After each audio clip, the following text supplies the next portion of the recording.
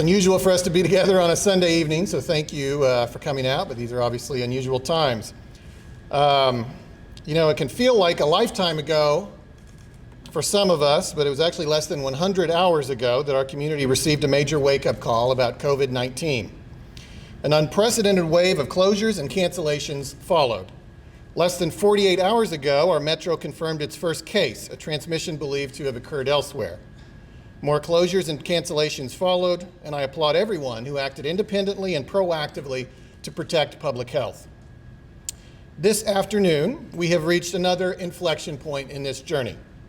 We have been informed that a case has been confirmed in Cleveland County in metropolitan Oklahoma City that is believed to have been transmitted locally. Local public health officials have consistently maintained that this was the threshold that should trigger even more proactive measures to protect public health. This whole week, your City of Oklahoma City team, led by the city manager, his leadership team, the emergency management team, and staff from multiple departments have all worked closely with the City County Health Department to collaboratively manage our community's response to this pandemic. We are also grateful for the partnership we have with the State Department of Health, the governor, and his leadership team. I am told the governor will have comments on the statewide situation shortly. What we were announcing today in Oklahoma City has been developed collaboratively with your public health officials. As you know, and as I have referenced a moment ago, many public events have already canceled.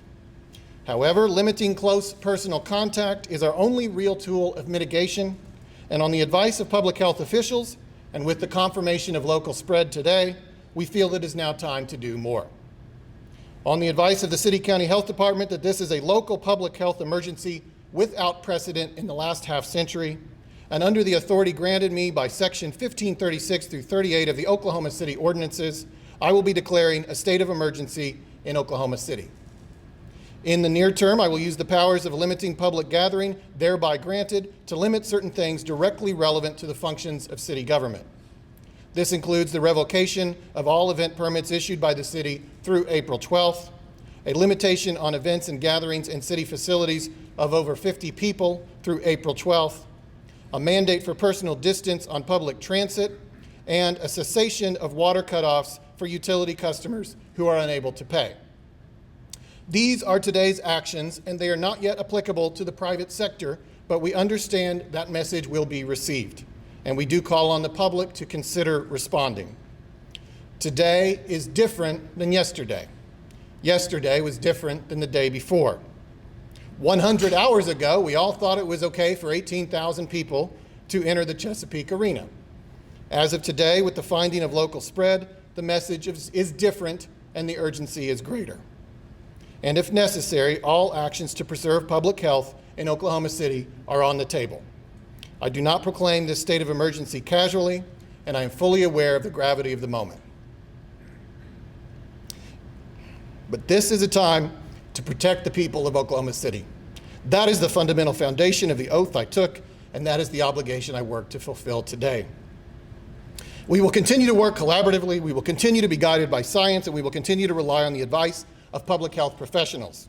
The situation will no doubt continue to evolve, and it is likely we will take further measures in the days ahead. In the meantime, we ask everyone to respect that things have changed today. Dr. McGough will talk in more detail about best practices, but let me encourage everyone to avoid close personal contact. This includes the reality that if you are sick in any way, you should self-isolate. Wherever possible, businesses should consider working remotely. Many churches have already closed. I recognize this is one of the most difficult decisions a faith leader can face, but it is one all faith leaders must continue to wrestle with.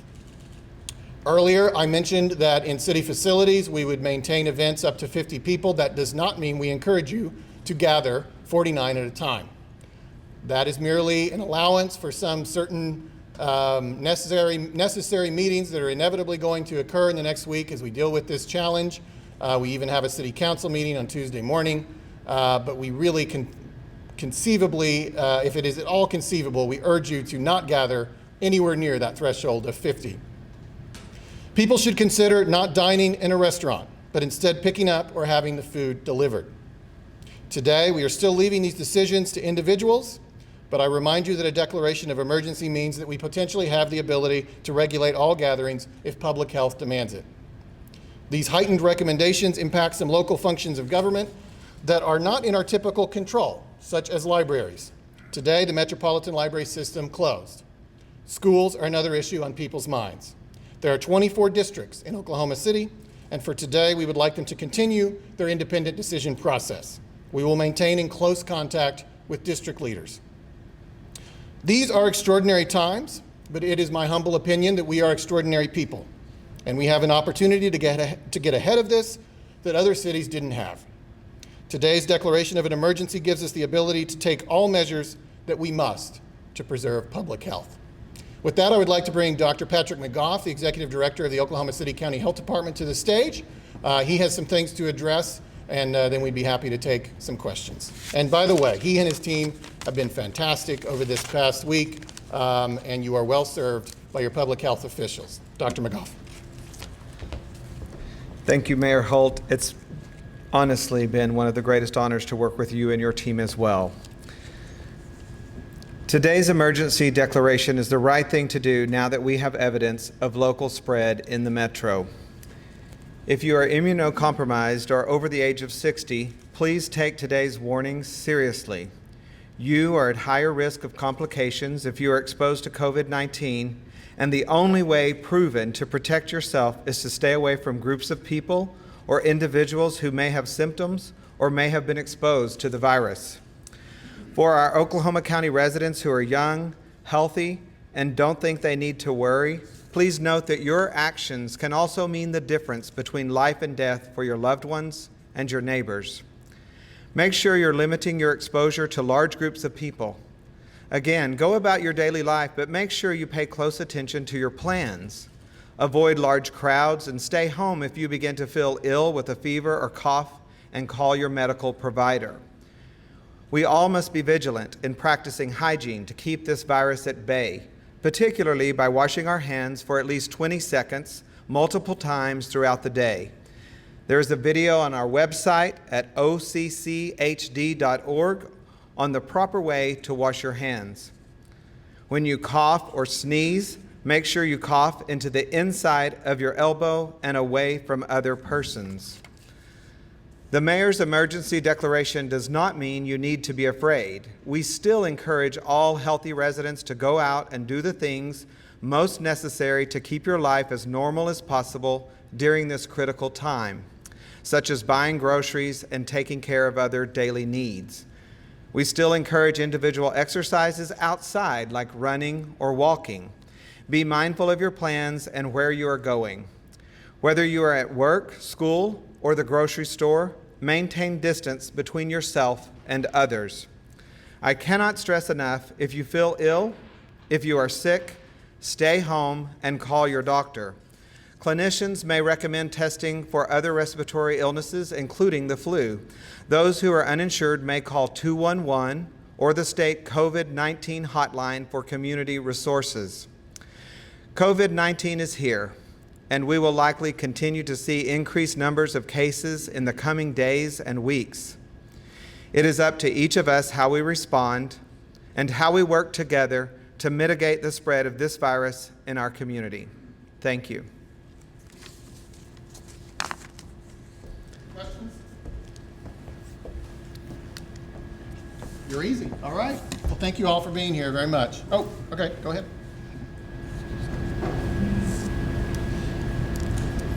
Now that we have these confirmed cases here in Metro, what does this mean for those people who tested positive for coronavirus? Are health officials going back to see how they might have gotten this at all? Thank you. Excellent question. And I'm going to have our Oklahoma City County Health Department epidemiologist Eddie Withers respond to that question. How's everyone doing? So just to kind of go off of what this means for everyone, as the mayor said, it's just one of those times where we're going to need to start thinking about what it is that we do on a day-to-day basis. At this point, it's going to be important for you to try to control what you can control. Obviously, we're going to try to limit the congregation of people in certain areas. If you know someone who is sick, obviously this person needs to either remain home, or if you, as a person, see someone who may be ill, you too may want to kind of create some distance between yourself and that person. So again, it's what does it mean for everyone, these positive cases? It just is one of those things where everybody should understand that coronavirus is here. I think we can all agree that we knew this was going to happen, and now is the time to just start taking the appropriate actions to keep it from spreading. Thank you.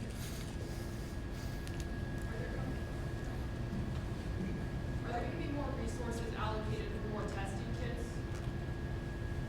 Okay. Maybe you want to speak to that? So it's my understanding that more resources are definitely allocated by a number of events that have happened in the past week. However, I have no information on when those will be made available.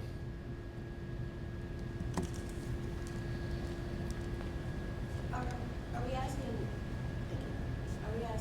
businesses, restaurants and bars to shut down? Well, in the case of restaurants, they have the opportunity for carry out and the various delivery services. You know them. I don't want to say them by name. I don't want to seem to be endorsing any. But, for restaurants, there are any number of ways that people can receive food without dining in.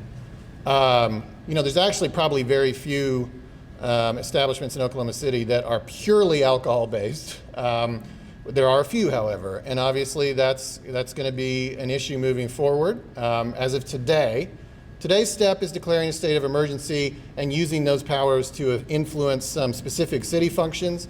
But with the state of emergency now in place, moving forward, we do have the opportunity to influence, I should say more than influence, regulate private sector functions. And as the information continues to pour in the hours and days ahead, and it's already been moving at a pretty rapid pace, we're open-minded to anything that preserves public health.